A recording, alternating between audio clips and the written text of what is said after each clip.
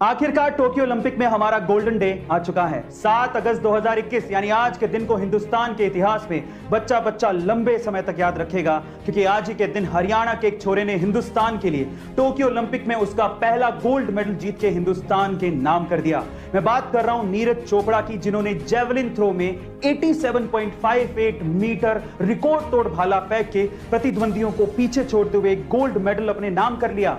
मैंने खुद ने पहली बार इंडिया इंग्लैंड के टेस्ट मैच को छोड़कर जेवलिन थ्रो का यह मैच देखा और जीतने के बाद मुझे खुद को इतना ज्यादा गर्व फील हुआ कि मुझे ऐसा महसूस होने लगा कि हम हर हिंदुस्तानियों को क्रिकेट के अलावा बाकी गेम्स को भी देखना चाहिए और इनको सराहना चाहिए, ताकि आने वाले भविष्य में नीरज चोपड़ा जैसे टोक्यो ओलंपिक में इंडिया के लिए सबसे पहला मेडल जीतने वाली मीराबाई चानू ने एक कमाल की मिसाल पेश की है, जिसे सुनने के बाद आपको भी गर्व फील होगा। अपने देश के लिए सिल्वर मेडल जीतने के बाद मीराबाई चानू जैसे ही टोक्यो से मणिपुर के अपने पैतृक गांव पहुंची, उन्होंने सबसे पहले उन ट्रक ड्राइवर्स को ढूंढ के अपने घर पे बुलाकर सम्मानित किया, जिन्होंने संघर्ष के दिनों में उनकी मदद की थी।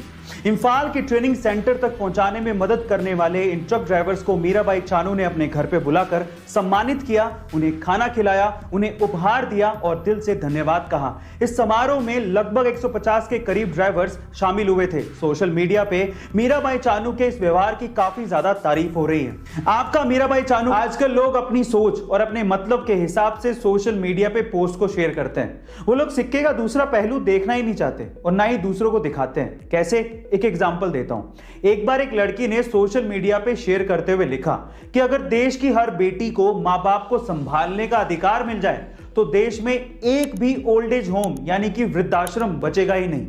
तो फिर इस सिक्के का दूसरा पहलू दिखाया एक लड़के ने। कमेंट सेक्शन में उसने बड़े समझदारी से इसका जवाब दिया। उसने कहा कि अगर वही बेटियां ससुराल में जाके सास ससुर को अपना मां बाप मान लें तो इस देश को तो छोड़िए, इस पूरे विश्व में कहीं भी ओल्ड एज होम रहेगा ही नहीं।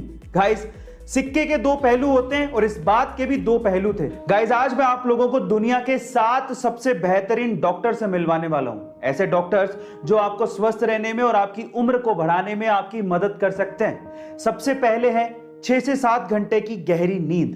दूसरा, सूरज की किरणें। तीसरा, सुबह सुबह साफ हवा में घूमना। चौथा, वर्कआउट करना। पांचवा, शुद्ध शाकाहारी खाना खाना। छठा, पर्याप्त मात्रा में पानी पीना। और सातवां, हंसना।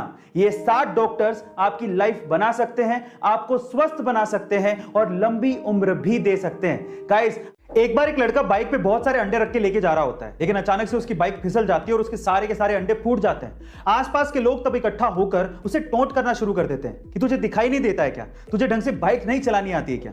इतने में ही उस भीड़ में से एक बूढ़ा सा अंकल निकल के आता है और उस लड़के से कहता है कि बेटा, तुम्हारे सारे अंडे फूट गए हैं, अब तुम अपने मालिक को क्या जवाब दोगे? चलो मैं तुम्हारी मदद करता हूं, ये मेरे पास 30 रुपए हैं, तुम रख लो। उस बूढ़े अंकल को देखकर आसपास के बाकी लोग भी उस लड़के की मदद करने को आगे आते हैं और थोड़ा थोड़ा पैसा देते हैं। इतने में उसके पास अंडे जितने फूटे थे उतने पैसे इकट्ठे हो जाते हैं और वो बाइक पे तब जाने वाला होता है। इतने में ही पीछे से कुछ लोग उसको बोलते हैं कि तुम बहुत लकी हो, अगर वो बूढ़ा अंकल ना होता तो तुम्हारा आज क्या होता? तो फिर वो लड़का जो कहता है वो आप लोगों को सुनना चाहिए। वो लड़का कहता है कि वो बूढ़ा अंकल ही मेरा मालिक था। गाइस, आपको इस कहानी में क्या समझ में आया कमेंट सेक्शन में जरूर लिखिएगा और ऐसे अमेजिंग वीडियोस के लिए शेयर, सब्सक्राइब एंड लाइक। मिलता है अगली वीडियो में।